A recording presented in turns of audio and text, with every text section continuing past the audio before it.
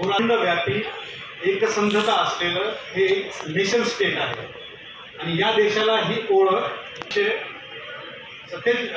47ला स्वातंत्र्य मिळाल्यानंतर 50 साली जेव्हा राज्यघटना आली तर आपल्या राज्यघटनेने ही ओळख पहिल्यांदा दिलेली आहे.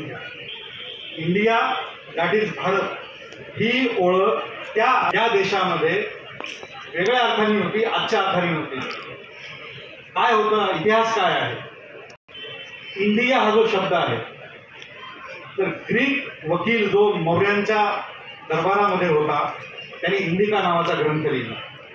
इंडिका त्यांनी कोणाला उद्देशून म्हटलेला आहे की सिंधू नदीच्या परिसरामध्ये आणि त्याच्या पलीकडे असलेले जे लोकसमूह आहेत, जी संस्कृती आहे, जे धर्म आहेत, त्या अर्थाने त्यांनी म्हटलेलं आहे. नेशन स्टेट या अर्थाने ते विधान केलेलं आहे इंडिया. दुसरं, या देशाला हिंदुस्थान आपण म्हणत असतो. या बाबतीत एक महत्त्वाचं स्पष्टीकरण मी मुद्दामून देऊ इच्छितो.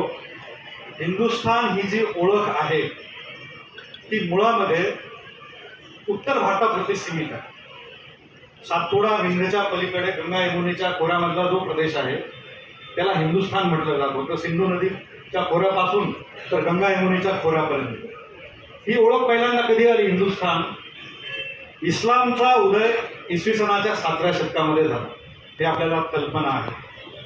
पण हिंदुस्थान ही ओळख इसवी सनाच्या 3ऱ्या शतकामधली आहे.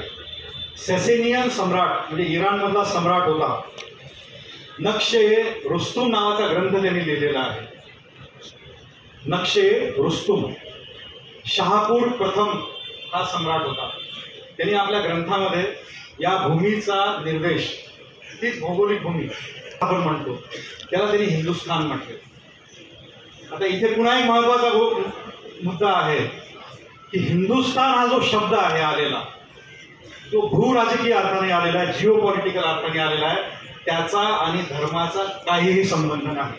त्याचं कारण असं आहे की आज ज्या धर्माला आपण हिंदू धर्म म्हणून ओळखतो तो धर्म इसवी सनाच्या 3ऱ्या शतकामध्ये हिंदू धर्म म्हणून ओळखला जात नव्हता. हिंदू धर्म ही ओळख त्याला 7व्या शतकाच्या नंतर मिळालेली आहे. तर ही जिओ पॉलिटिकल अशी आयडेंटिटी होती हिंदुस्थान आणि ती त्या नक्षे रुस्तुम या ग्रंथामध्ये आपल्याला बघायला मिळते. ह्युएन भारतामध्ये आला, त्यांनी शेंटू म्हटलेला आहे. इंडियाचा त्यांनी चिनी अपभ्रंश केला, शेंदू, शेंटू. दक्षिणाबाद असा उल्लेख केलेला प्लॅटो आणि टॉलेमी. दक्षिणाबाद कारण दक्षिणा पथावरती असलेल्या प्रदेशांसोबत त्यांचे व्यापारी संबंध होते. म्हणजे मुद्दा असा आहे की ज्या भूमीला आज आपण भारत किंवा इंडिया म्हणून ओळखतो, इतिहास काळामध्ये ह्या भूमीवरती ज्या राजकीय सीमा आहेत त्या सतत बदलत्या राहिलेल्या आहेत. अगदी अलीकडचं उदाहरण देतो, सोहनींची बकर आहे पेशवे काळांमध्ये. त्या बकरीच्या पानापानावरती उल्लेख आहे. काय उल्लेख आहे की हिंदुस्थानच्या फौजा दख्खनवरती चाल करून येत आहे.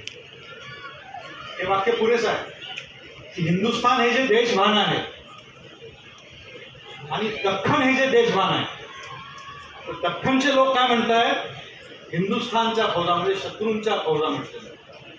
म्हणजे जे देशभान आहे या देशामधलं ते सतत बदलतं राहिलेलं आहे, त्याच्या सीमा बदलत्या राहिलेल्या आहेत आणि इथे ब्रिटिश इंडिया स्थापन होईपर्यंत आणि संविधानाद्वारा इंडिया दॅट इज भारत स्थापन होईपर्यंत इथे शेकडो राजे रजवाडे आणि त्यांचे संस्थानं होती आणि त्यांच्या सीमा सतत बदलत होत्या. इतिहासामधला अपवाद म्हणून सांगता येणारा दोनच काळ आहेत इतिहासातले की ज्या काळामध्ये या देशात उपखंड व्यापी स्वरूपाची साम्राज्य निर्माण झाली. जिओ पॉलिटिकली युनिफाईड असलेला संपूर्ण सबकॉन्टिनेंटमध्ये ज्यांचं राज्य पसरलेलं होतं ते म्हणजे सम्राट अशोक, जो त्याचा उल्लेख जम्बूद्वीप म्हणून करतो.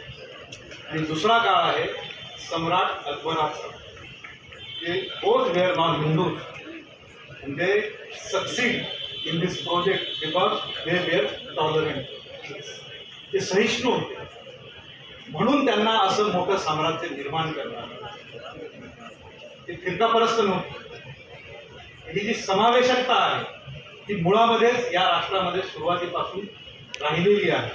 मुद्दामून सांगतो, राष्ट्रभानाचा मुद्दा आलेला आहे, राष्ट्र कल्पनेचा मुद्दा आलेला आहे, भारत कल्पनेचा मुद्दा आलेला आहे, की भारतामध्ये जी ख्रिश्चॅनिटी आलेली आहे, युरोपामध्ये म्हणजे इंग्लंड आणि फ्रान्स सारख्या देशांमध्ये ख्रिश्चॅनिटीचा प्रवेश होण्याच्या आधी आज ज्याला आपण भारत म्हणतो, त्या भारताच्या कोरोमंडल किनारपट्टीवरती पहिल्या शतकाच्या पूर्वार्धामध्येच ख्रिश्चॅनिटीचा प्रवेश झालेला आहे. इसवी सनाच्या 7व्या शतकामध्ये इथं इस्लाम आलेला आहे. आणि इथं म्हणण्यापेक्षा इथं तशा सीमाच नव्हत्या, ज्याला आज आपण भारत म्हणतो आहोत. आज सीमारेषा आहे, आज आपल्याकडे पासपोर्ट आहे, आज एक नेशन स्टेटची आयडेंटिटी आहे. अशा आयडेंटिटी नसतानाच्या काळामध्ये या देशाचा इतिहास जो आहे तो जेन्युइनली, ओरिजिनली हा नेहमी आणि नेहमी कायमच हा बहुसांस्कृतिक आणि बहुधर्मीय राहिलेला. या देशामध्ये अशी स्थिती नव्हती. इथे केवळ आणि केवळ एकाच धर्माचं राज्य आहे, केवळ आणि केवळ एकाच संस्कृती इथं नांदते आहे, केवळ आणि केवळ एकाच तऱ्हेचा पोशाख किंवा एकाच तऱ्हेची भोजन पद्धती इथे आहे. असं इथे कधीच नव्हतं. या देशामध्ये अनेक संस्कृती, अनेक भाषा, अनेक पेहराव, अनेक धर्म, अनेक उपासना पद्धती हे ह्याच इतिहासाच्या प्रारंभापासूनचं या भूमीचं वैशिष्ट्य आहे. तीच हिंदू हा जो शब्द आहे तीच खरी शक्ती आहे. इथल्या धर्माला मिळाली, इथल्या बहुसंख्याकांच्या धर्माला मिळालेली जी आयडेंटिटी आहे त्याच्यामध्ये सुद्धा हा प्युरिस्टिक सेन्स आहे. कशाचा? बहुलतेचा. की अनेक प्रकारच्या उपासना पद्धती, अनेक प्रकारच्या देवत्वाच्या कल्पना ज्या आणि पूजा अर्चा ज्या लोकांमध्ये आहेत आणि त्यांचा जो धर्म आहे सेन्सनी, त्या बहुलतावादी दृष्टिकोनातूनच त्यांनी याला हिंदू म्हणून समजलेलं आहे. तर हिंदू धर्माचं हे जे एक वैशिष्ट्य आहे, खरं म्हणजे मुद्दामून नमूद करायला पाहिजे की तो सुद्धा जेन्युइनली बहुलतावादी आहे. तिथे शैव आणि वैष्णवांचे घनघोर संघर्ष झालेला आहे आणि आजही आपल्याला ते संघर्ष बघायला मिळतात.